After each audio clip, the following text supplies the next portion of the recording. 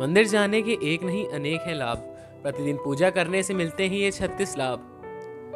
भगवान के प्रति हर व्यक्ति की श्रद्धा होती है, इसलिए तो जब भी हम किसी मुसीबत में होते हैं तो सबसे पहले भगवान को ही याद करते हैं। और हर हिंदू परिवार में प्रतिदिन देवी देवताओं की पूजा की जाती है, लेकिन घर पर पूजा पाठ के साथ ही मंदिर भी जाना चाहिए। प्रतिदिन मंदिर जाकर पूजा दर्शन करने में एक नहीं दो बल्कि 36 लाभ हैं, और इन लाभों को शास्त्रों के साथ ही वैज्ञानिक आधार पर भी लाभकारी माना गया है। लेकिन उससे जानने से पहले अगर आप भी चाहते हैं कि माता रानी का आशीर्वाद आप पर बना रहे तो इस वीडियो को एक लाइक करके हमारे चैनल को सब्सक्राइब कर लें और कमेंट बॉक्स में जय लक्ष्मी माता लिखना ना भूलें। 1. मंदिर जाने से सुबह ब्रह्म मुहूर्त में उठने का नियम बनता है। सुबह जल्दी उठने से हम अपने नित्य कर्म जैसे उषापन, शौच, दंत ध्वन, स्नान आदि से निवृत्त हो जाते हैं। नंबर 2. अपने घर के निकट मंदिर तक पैदल चलकर जाने से हमारा ब्रह्मण व्यायाम हो जाता है, प्राणवायु मिलती है और उगते हुए सूर्य की दिव्य लालिमा का अवलोकन हो जाता है। नंबर 3.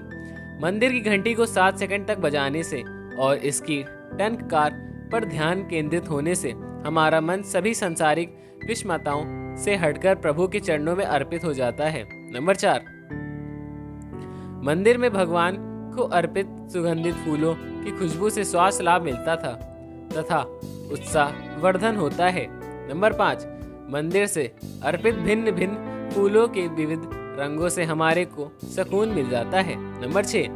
मंदिर में कपूर, अगरबत्ती और धूप की दिव्य सुगंध से हमारी प्रतिरोधक क्षमता बढ़ती है और नकारात्मक समाप्त होती है। नंबर 7. मंदिर में हम अपने जीवन के उद्देश्यों को दोहराते हैं और ईश्वर से सफलता का आशीर्वाद मांगते हैं। नंबर 8. सुबह उठते ही हम उस दिन की कार्य सूची लिखते हैं और उस मंदिर के लेकर जाते हैं। वहां उन सभी कार्य को पूरा करने के लिए कठोर परिश्रम का संकल्प भी ले लेते हैं। नंबर 9. जब हम मंदिर में आरती और कीर्तन के दौरान ताली बजाते हैं तो हमें इस एक्सप्रेशन के स्वास्थ्य लाभ मिलते हैं। नंबर 10. आरती में बजाई जाने वाली छोटी सी घंटी से हमारा पित्त दोष संतुलित होता है। शायद इस कारण गौ माता के गले में घंटी बांधी जाती है, क्योंकि ये सर्वमान्य कि गाय में पित्त ज्यादा होता है। नंबर 11. आरती के दौरान चालीसा के जाप से हमारे वाणी में दिव्यता आती है। ओम के उच्चारण से हमारा चित्त एकाग्र होता है। नंबर 12. आरती के बाद शंख बजाया जाता है, जो श्रद्धालुओं के लिए बहुत सुखदायी तथा स्वास्थ्य विवर्धक होता है। नंबर 13.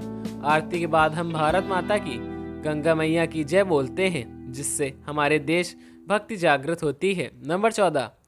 हर मंदिर में आरती के बाद गौ रक्षा तथा गौ हत्या बंद होने का संकल्प जरूर दोहराते हैं। नंबर 15.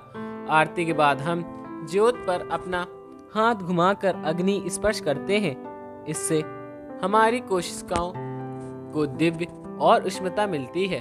हमारे भीतर पल रहे सभी जीवाणु संक्रमण समाप्त हो जाते हैं। नंबर 16. ज्योत पर हाथ फहराने के लिए उपरांत अपनी उष्ण हथेलियों को आंखों से लगाते हैं। इसके गर्माहट आंखों के पीछे सूक्ष्म रक्त प्रवाहिक को खोल देती है और उनमें ज्यादा रक्त प्रभावित होने लगता है। आंखों को ज्योति वृद्धि होती है इसमें। नंबर 17. ज्योत पर हथेली रखना हमारे द्वारा हुई सभी फूल जो प्रयाक्षित प्रतीक है। नंबर 18. आरती के बाद हम दंडवत होकर माथा धरती पर लगाते हैं। इससे हमारा अहंकार खत्म होता है और धरती में समाप्त हो जाता है। नंबर 19.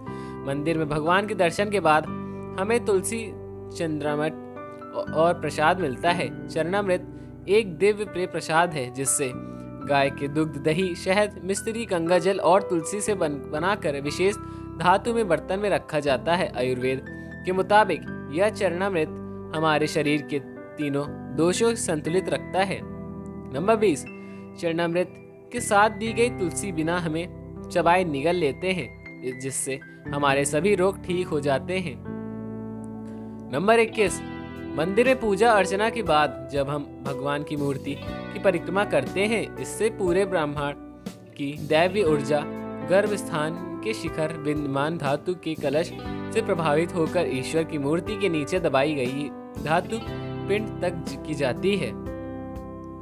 नंबर 22, गर्भ स्थान की परिक्रमा दौरान हमें एक ब्राह्मणीय ऊर्जा से लाभ मिलता है। नंबर 23, मंदिर की भूमि को सकारात्मक ऊर्जा का वाहक माना जाता है। यह ऊर्जा भक्तों में पैर के जरिए से प्रवेश कर सकती है, इसीलिए हम मंदिर के अंदर नंगे पांव जाते हैं। नंबर 24, मंदिर से बाहर आते हुए फिर से घंटी बजाकर हम सांसारिक जिम्मेदारियों में वापस आ जाते हैं। नंबर 25, मंदिर में सूर्य को जल अर्पित करने से हम उसकी अलौकिक किरणों से लाभ वंचित हो रह जाते हैं। नंबर 26, पीपल व बड़े बरगद को जल अर्पण करने से हमें वहां फैली खास तरह की ऑक्सीजन मिलती है।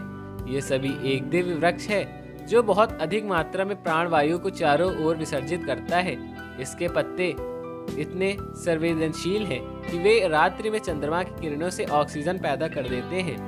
नंबर 27, मंदिर में हम तुलसी के पौधे और केले के पेड़ भी जल देकर प्राप्ति होते हैं। नंबर 28, मंदिर में बाहर आकर वहां मौजूद जरूरतमंदों को दान पुण्य करते हैं, जिसमें हमारे मन को शांति आती है।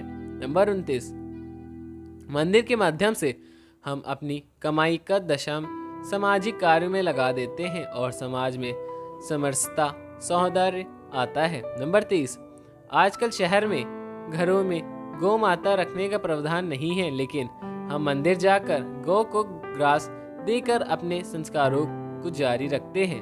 नंबर 31, प्रतिदिन मंदिर जाने से हमारा नए नए और धार्मिक लोगों से परिचय होता चला जाता है।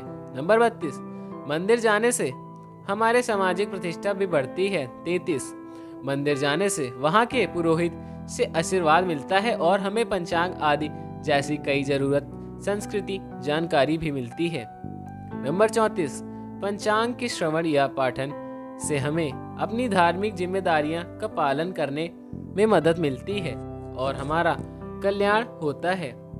नंबर 35, मंदिर में सभी वेद पुराण गीता रामायण महाभारत आदि शास्त्र मौजूद होते हैं, जिन्हें पढ़कर हम अपना जीवन सफल कर सकते हैं। नंबर 36, इसलिए हम सभी को प्रतिदिन मंदिर जाने का संकल्प ले लेना चाहिए। इससे हमारा समाज संगठित होगा, संस्कृति की रक्षा होगी और हमारा प्यारा भारत पुनः विश्व गरुड़ बनेगा। दोस्तों, ये वीडियो अच्छी लगी हो तो एक लाइक करके सब्सक्राइब जरूर कर लें। धन्यवाद। जय श्री राम, जय बजरंगबली।